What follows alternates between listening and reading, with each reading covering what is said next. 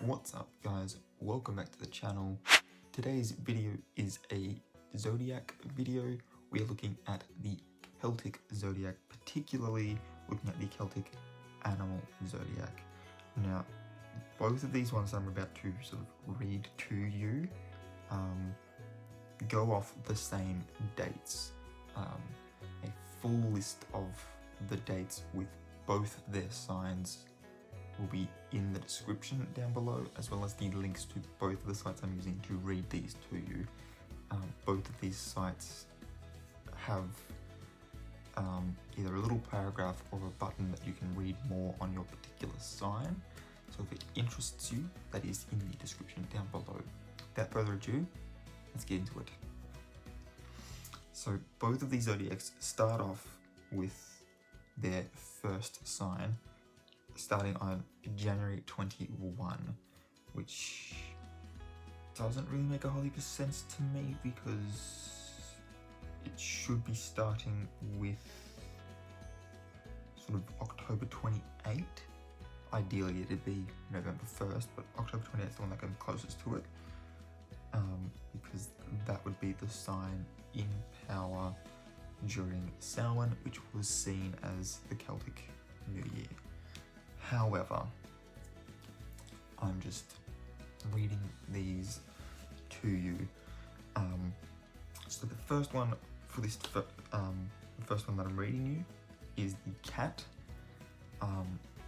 They've got the character traits of being sort of psychic, being very sensual, and they're generally sort of the tricksters of this zodiac. They're very mischievous.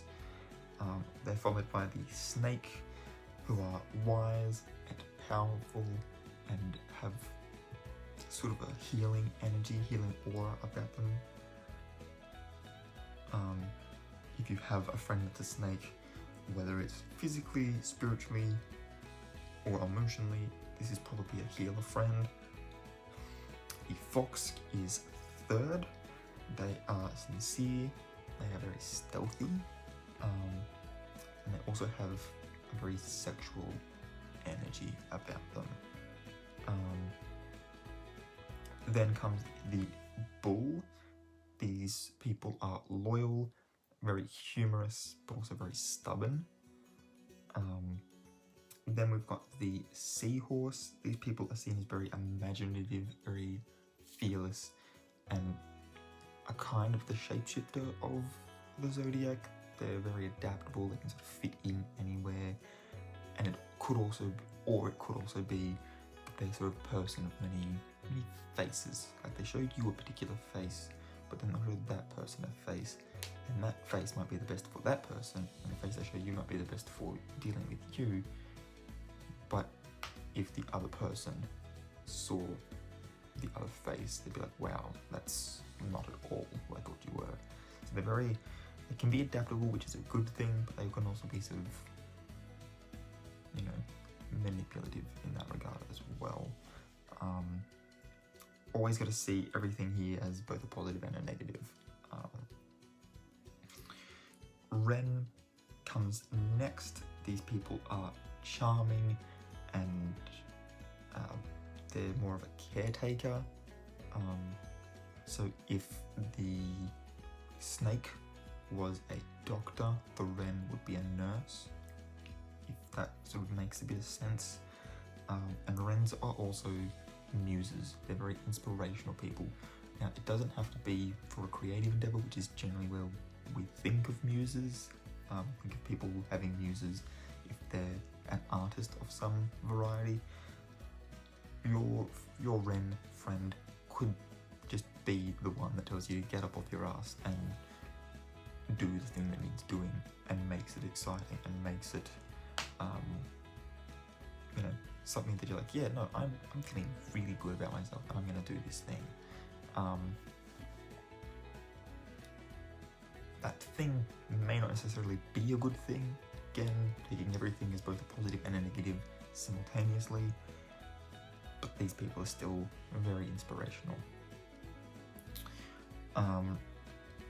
Then we've got the horse. These people are dramatic, they are passionate, and they are definite achievers. If they've got an idea in mind, they achieve it.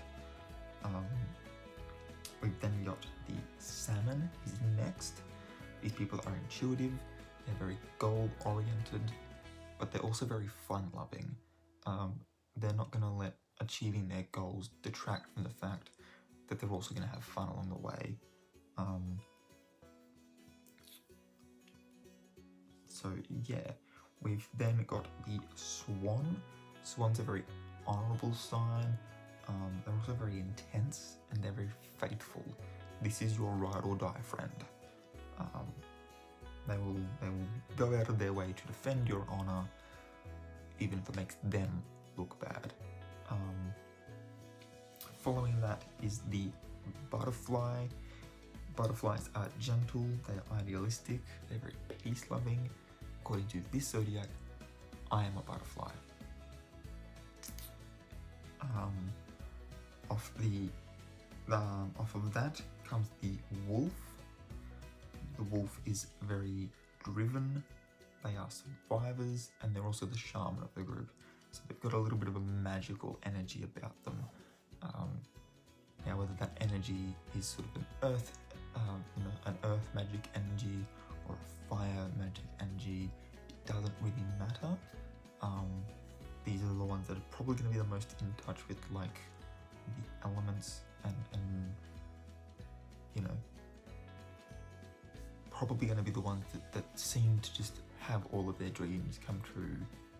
You know, they're probably the ones that you see sort of excelling at life the most, even if that's not necessarily the case. They just have that energy about them. Then we've got the Hawk, or the Falcon. Hawks or falcons are very ambitious, they're very intuitive, and they are true seers, owing to the fact that they sort of soar above the rest of the zodiac and are able to observe. This could make them seem very reserved, very observational in a group setting, but it doesn't mean that they're, you know, that they're any less of like a true friend. Being a true seer, they might be the one that sort of sits back, observes people, and gets sort of that almost empathic vibe of people like, that's not a good influence, this person seems cool, you know, they might be that friend, and they'll always, you know, they may always seem to be right about their intuitions, because they are intuitive and a seer. They'll also be the one that, you know, has like these lofty aspirations that they go for, which is kind of cool. And then last but not least on this zodiac, we've got the Stag. The Stags are sort of natural born leaders. They pride themselves on their integrity, and they have sort of like a solar energy about them. And that could be that, you know, they love being outside, whether that's in a group and being quite adventurous, or if it's alone and just sort of, you know, sitting outside while they do their work, whatever it might be. These people will have that sort of, it may even just be that their mood is, you know, seems to be affected by the weather. You know, they might be more happy and outgoing on a clear day and more sort of down and reserved on a cloudy or a rainy day. Thunderstorms, they might seem quite angry, you know, quite anxious or angry during those times. That sort of thing. So that's our first one. Our second one, starting off on the same date. Hang on, what's going on here? Give me 2 seconds, let's see if I can.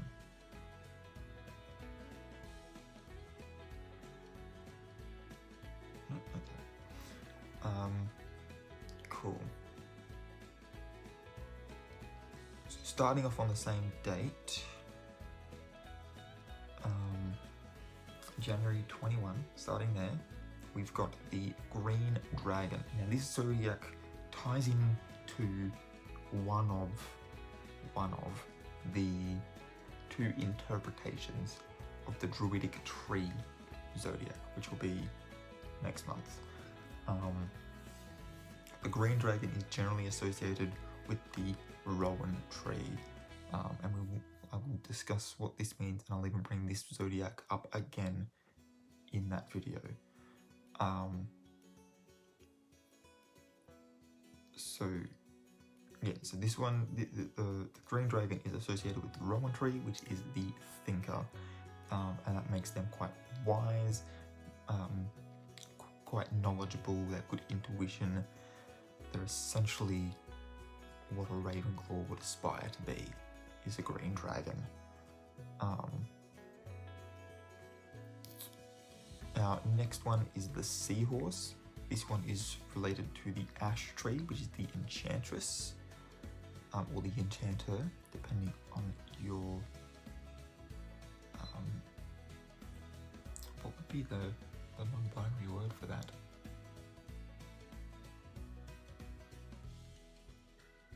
Interesting. Anyway, these guys have a certain strength to them. They're very creative, and again, being sort of shapeshiftery, they're very adaptable. After following them is the Hawk. These guys are the Alder tree, the Trailblazer. They're quite generous. They have good foresight. They may possess quite a lot of like, you might only know them for a short time, but they might seem to evolve just constantly.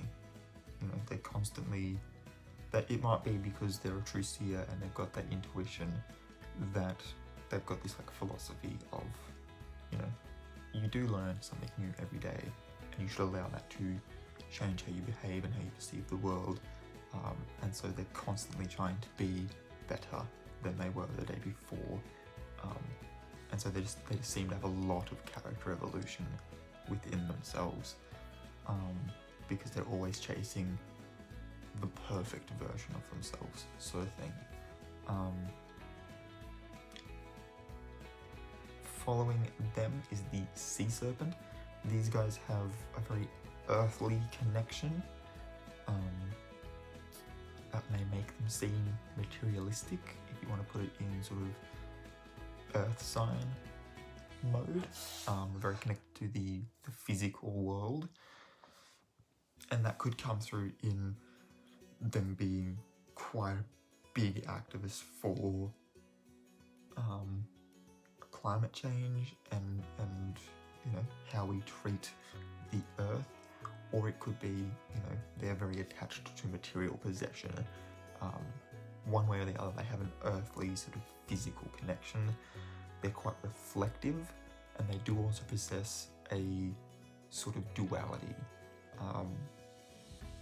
In one way or another, they might have sort of, it might seem like maybe they have a double standard about a particular thing. Like they hold some people to this standard, but other people to the complete opposite of that. And then hold themselves to sort of somewhere in the middle. Or it could be that they sort of seek out balance with, having equal measure of good and equal measure of bad. Or whatever it might be. There's this sort of sense of two with them. Following them is the... did I mention what tree they were with? They are the Willow. That's cool. So they are the Willow, which is the Observer, is the Sea Serpent. Following them is the Fox. They are the Hawthorne tree, which is the Illusionist. They possess good leadership. They're quite intelligent, and they're also very cunning. This is sort of what you'd want a Slytherin to be, I guess. Would be a fox. With the leadership and the cunning. Leadership shows a bit of ambition. Following that is the white horse. These guys are the oak tree, which is the stabilizer. The oak tree is quite a prominent tree to the druids, to give you sort of an understanding as to why, using a different mythology, Zeus is associated with the oak tree. It's seen as the king of trees, and druids, being essentially tree worshippers, would have and did see it in a similar light as being quite a prominent tree, particularly for sort of the 6 months that sort of goes from the spring equinox to the autumn equinox, so the one that goes through summer. That's where the Oak King takes his precedence. But the white horse represents purity, sacredness, and unpredictability.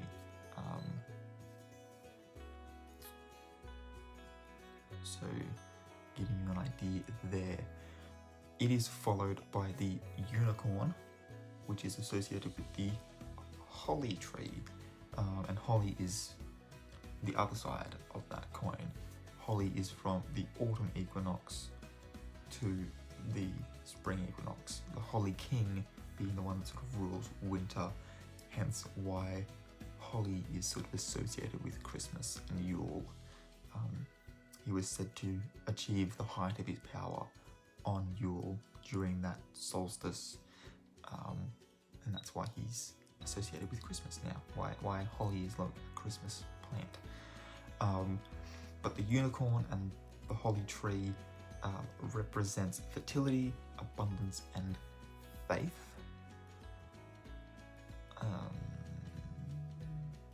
They are followed by the salmon, which is the hazel tree, or the knower, as in like they know things. Truth is very important to these people. They're also quite get the word out, intuitive. They're also quite intuitive as well, and very transformative.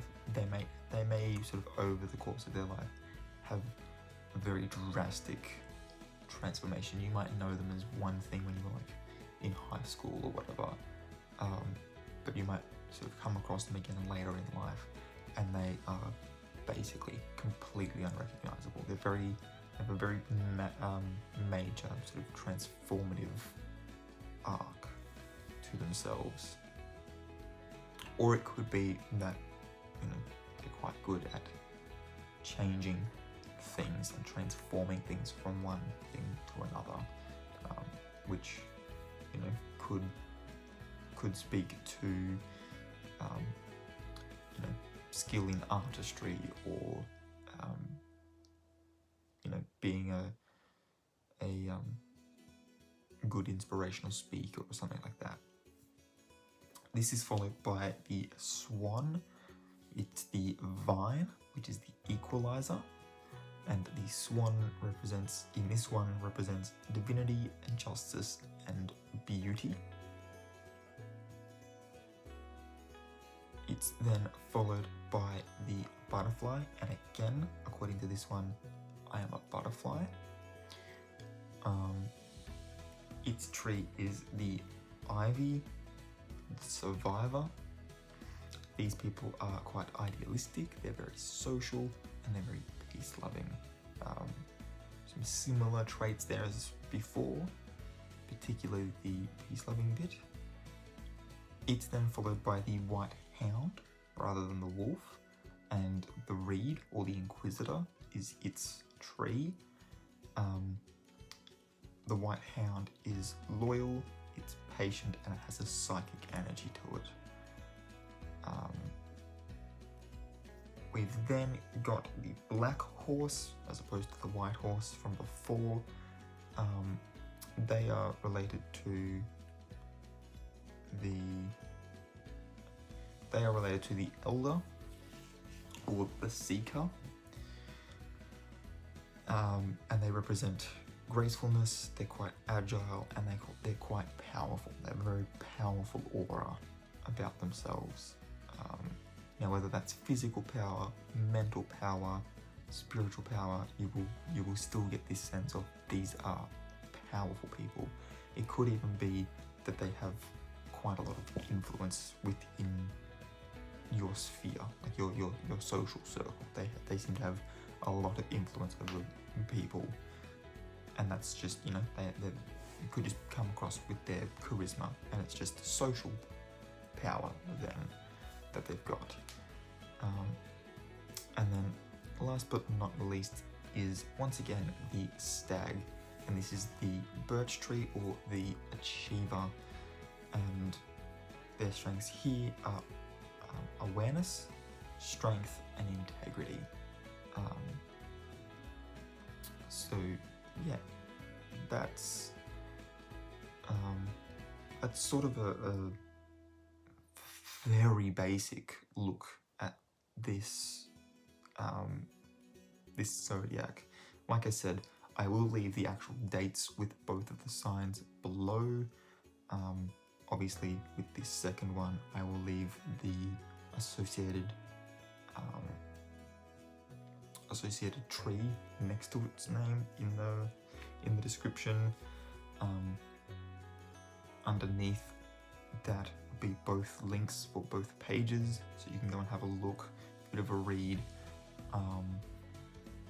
And like I said, I will also, in a month's time, or about a month's time, be looking at the tree side of ancient Celtic zodiacs, particularly this one being the druids and the trees, because there's multiple ways you can read the trees as well. So obviously this one sort of sets it out the same way star signs are set out in Western astrology, but there is another way to read the trees where it's more of a cyclic nature, where you come back to you sort of come back to a vast majority of trees twice a year, sort of thing. But that'll be the next video in this sort of little series. For now, we are going to jump into our question of the day, which is number 27. What do I think about most when I'm alone? Why do I think about this? How does it affect me? And is it positive?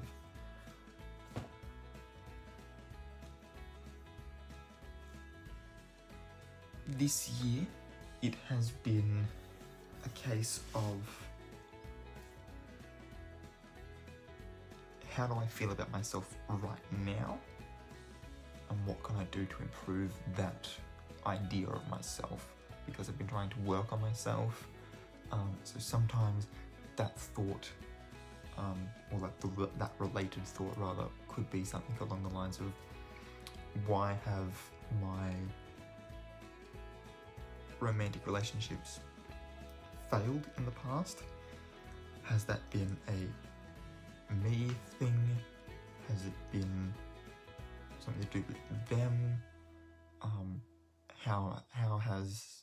How have the breakups sort of reflected on who I am as a person? Those sorts of things, as well as sort of like, what is it that I'm actually looking for in a partner? Sometimes my related thought will be more akin to why do I struggle to make friends, or does this thing, this sort of short-term temporary goal really matter in the long run to my big sort of permanent goals? Is it really something that I need to be able to get to where I want to be, or is it an unnecessary sidetrack? And it's just sort of, they've been little sort of changing things, but it's always been in the same mode of, how can I improve? Because there's got to be something that I can improve upon.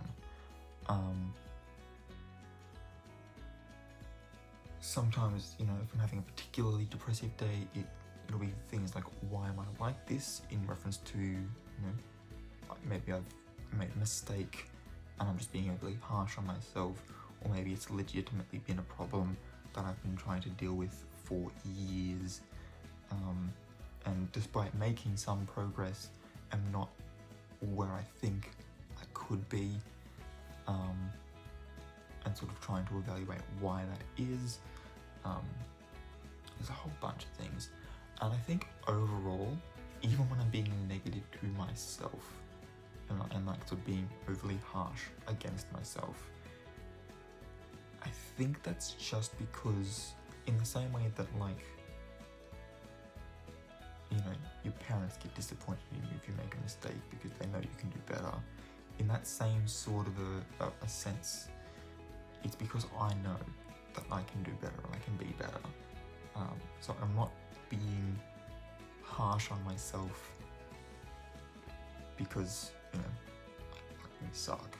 I'm being harsh on myself because I know that, okay, yeah, I got a little bit frustrated, a little bit sort of annoyed, didn't handle that situation as well as I know I could have, because I let my emotions get the better of me. Or, you know, being a case of knowing that, okay, well, like, this small little goal here really doesn't matter if this is what I want. Like, it would be helpful, you know, as sort of a side thing to being able to achieve that, you know, in one sense or another, but it's not essential. There are other ways to sort of achieve the same sort of side goal, I guess. So yeah, I think all in all, it's very positive because it's still in that sense of self-improvement, even when it's critical. And I think that that's sort of been a big change that I've had this year, is trying not to see those times where I'm being harsh on myself as me being negative, but trying to see them as me being,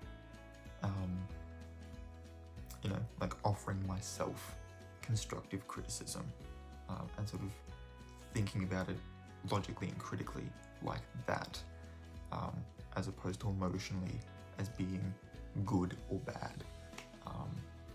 And I think that that's sort of the main takeaway that I want to sort of have from this year is, yes, emotions are good. Yes, emotions are sort of necessary. It's what makes being, you know, us as humans actually humans.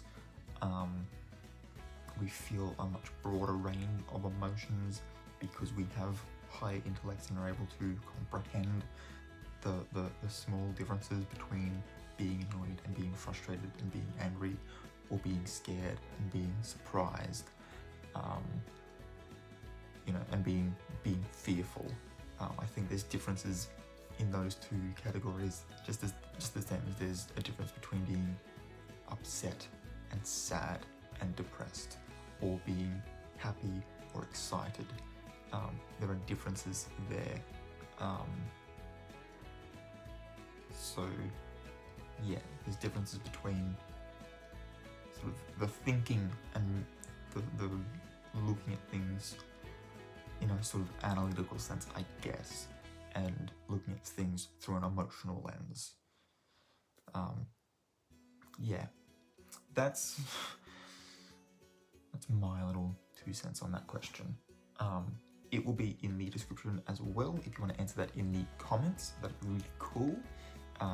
If you're new to the channel, please hit the subscribe button. Don't forget to hit the notification bell if you are new here, and if you want to be notified when I upload new videos.